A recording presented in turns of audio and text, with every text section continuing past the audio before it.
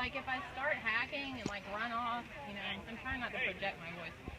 All right, I'm just gonna go. Go. Okay. All right, everyone. I'm Meredith Atwood. I'm probably best known as Swim Bike Mom. That's a name I gave myself, and it's kind of grown into kind of a name that a lot of trying women have adopted. So it's kind of a cool thing. But I started triathlon in 2010, and it kind of came out of being a mom, and I was kind of driven into the sport. And one of the things that brought me into the sport was a very interesting event, which was the birth of our second child. When I was in the labor and delivery room, I was sitting on the table, and my husband, who I call the expert because he knows everything, he's gone to get a sandwich, because that's what you do when your wife's in labor. You go get a sandwich. So I'm sitting there waiting for my epidural, and here comes the anesthesiologist, and he's like 100 pounds dripping wet. And he looked at me and he goes, well, what do you weigh? You know, I need to know what you weigh. And have you guys seen Legally Blonde? Yeah. Okay, so you know the scene like where Reese Witherspoon is talking to the fitness girl in jail, and her alibi is the liposuction, and she's like, you know, she says liposuction like that. Well, that was me. He's like, you know, what do you weigh? And I was like, you know, he's like, I'm sorry, I can't hear you. And he's like, I can't hear you. I was like, 280 pounds, okay? 280 pounds. I'm pregnant. And he's like, the color drains from his face. And I'm like, you know, what? You know, so he gives me the epidural, and then like 5 hours later, I gave birth to like an 85-pound baby. I mean, she was so healthy. So, But big. But she was big. She was very big. So, of course, I go home from the hospital, and I'm 280 pounds, really was kind of still hanging on. I mean, and I had a 14-month-old son and a newborn and a husband who traveled, and I went back to work in 6 weeks. I'm an attorney.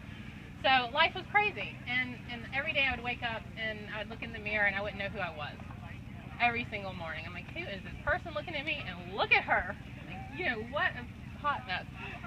And I just felt lost, and that was the best way to describe it. I had a lot to be thankful for, and I recognized that. Like, that doesn't go unnoticed I understand that. I had healthy children and a job, but I still didn't have anything that felt real to me. And so here's my pep talk.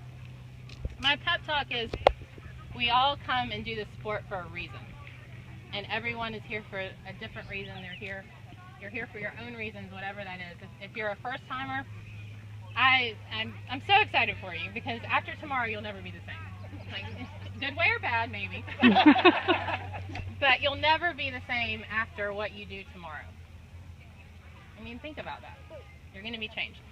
And one of the most amazing things about triathlon is how we all have our own story, and how we all have come from somewhere. And even if you just decided, well, a lot of people like come out of the womb and they're like, oh my god, I'm such a fast runner, like maybe I'll just go like swim and bike and be like, and then they podium. I mean, there's some of those. And some of you guys may be actually out here, and I think I see it. But for the most part, we're like, you know, we're everyday people just trying to survive and finding something of our own. So tomorrow, when you're standing on the swim start, I want you to take a second, look around, and look, like, don't compare yourself to other people in their spandex. None of us look good in spandex. So don't compare. But look around and realize that everyone's got a story, and you've got a story. And I want you to recognize where you've come from. Because you've come far from where you've been. Like, just to show up at a race and do this ridiculous sport. Like, how brave are we? Right? You're brave. So, and the next thing is, I coach some girls. One of my athletes is here. And I always remind my athletes, so when you go out for a race, you need to race with a happy heart and be grateful. I finished Ironman Coeur d'Alene last year, which, for those of you that don't know, Ironman is a stupid race. It's like really long. And the whole day, like, if someone could have taken a picture of me on the run course, and no one did, thank God, but I swear I would have been like running like this, because I was so like big in the heart that day, like, because I'd worked so hard. and I believed that I could do it, and I was just all heart that day. And that got me to the finish line. Well, 12 weeks later, I did a half Ironman, and I had a terrible attitude. I was pissed off to be there. I didn't want any part of it. People were running by in my tri-gear saying, "Come on, swim back, Mom." They're passing me, and I'm like, "Shut up." It was a night. I mean, I'm like, I can't even inspire myself right now. Like, sorry. So it was the difference between racing with a grateful heart and being thankful and recognizing how far I'd come, recognizing the body you're in, and the amazing thing that's doing, not what it looks like. So tomorrow, go out there and be goddesses. That's what we're doing here. And just be grateful and have a great race.